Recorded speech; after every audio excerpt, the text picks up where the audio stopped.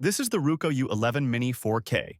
It's a sub-250 drone, so it can be flown in most countries without a license and with a lot less rules than you get with bigger drones. This isn't going to be a full review, but it was sent to me by Ruko to take a look at. They haven't told me what to say, no money has changed hands, and they've not seen this video prior to its release. I'm not going to lie, I took one look at the camera and thought to myself, this isn't going to be any good. The lens just looked small to me, but I'm glad to say it's actually surprised me there, as you'll see from the footage I've taken. The camera is Ultra HD 4K, and it works much better than I was expecting. The gimbal does a good job in the air and has 90 degrees adjustability up and down. The drone itself feels well made. I've not had any quality issues or worries whatsoever. In fact, the plastics actually feel better than the other mini drones I own. It's definitely thicker than those gray ones we all know so well. On the bottom, it has an optical flow sensor, which basically determines position and velocity. It works in conjunction with GPS and enables accurate landings, for example. It takes up to a 256GB SD card, which goes here in the side. I actually forgot the card on one trip, but the footage saved to my phone. It won't save at full quality though, so you definitely need a card.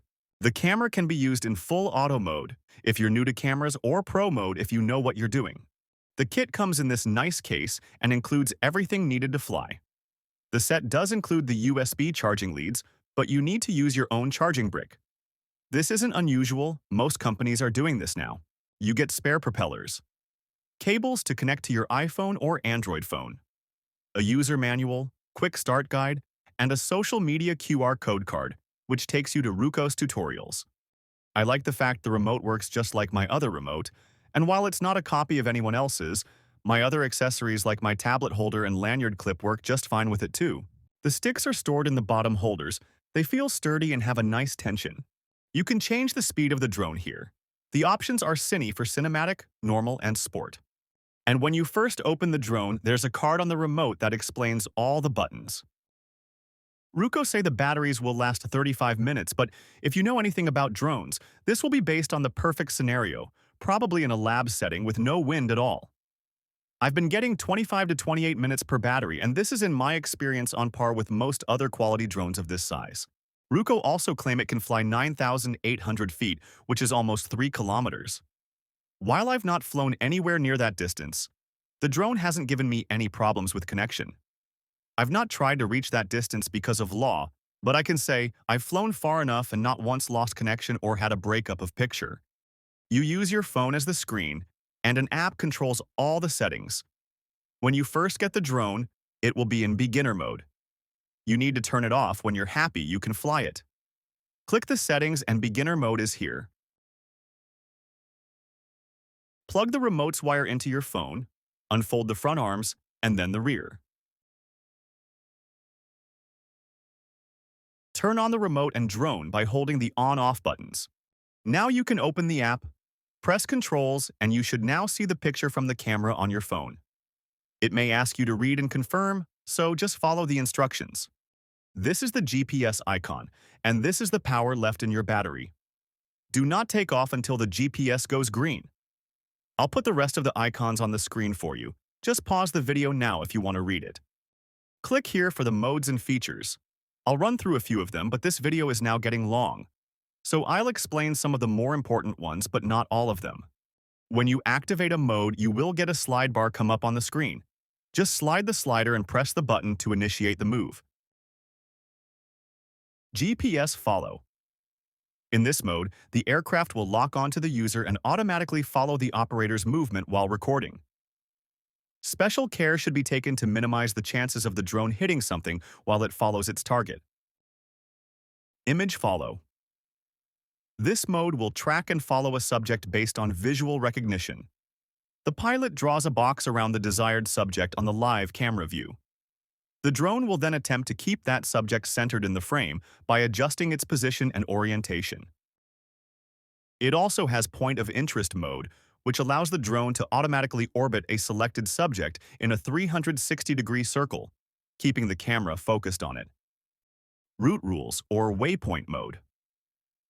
Waypoints enables you to set specific points in advance and have the drone automatically fly between them. Once programmed, the drone will fly autonomously along the defined route, making complex shots easier to execute. Lens angle. This option simply puts a graphic on the screen for you to visualize the gimbal's current angle. Zoom, 5 times digital zoom. Gesture shot. Just hold up the peace sign and it'll take a picture. And gesture record will start or stop recording when you show your palm. You can also add music to your video during your recording. Switch will change the camera to all the popular media sizes, for TikTok, Instagram, and YouTube, for example.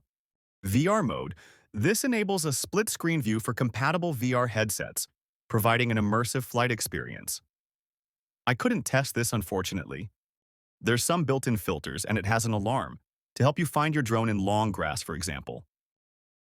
The last option updates your return to home point so you can move locations whilst flying. Return to home is a great feature that can automatically get the drone to fly back to where it took off. This will activate if you lose connection, but you can also activate it yourself in case you lose where you are or become disorientated. You can activate it here or by using the button on your remote controller.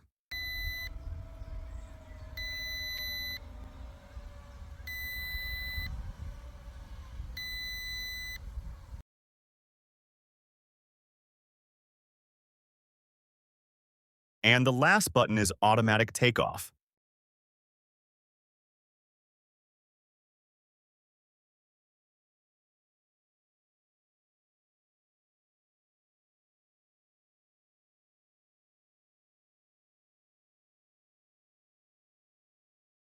On the right are the camera controls, photos, videos, start, stop, and record, as well as the drones album. Well, I said it wasn't going to be a full review, but it almost is. It's available directly for Ruko or on Amazon too. All links are in the video description. Just to summarize, it's a good entry-level drone that takes decent pictures and video. I was more impressed by the camera than I thought I'd be.